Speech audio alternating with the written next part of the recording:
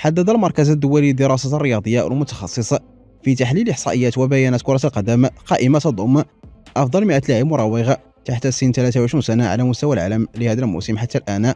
وضمت القائمة اللاعب ذو الأصول المغربية والذي يحمل الجنسية الإنجليزية أيوب عسال، الذي انضم للوكر القطري في الميركاتو الشتوي شهر يناير الماضي قادما من نادي ويمبلدون الإنجليزي. ويقدم عسال الذي احتل المركز 65 على القائمة المذكورة أداء متميزا مع الوكرة في دوري نجوم قطر هذا الموسم، حيث وصلت نسبة مراوغاته إلى 61% بمتوسط 5.1 مراوغة في كل مباراة.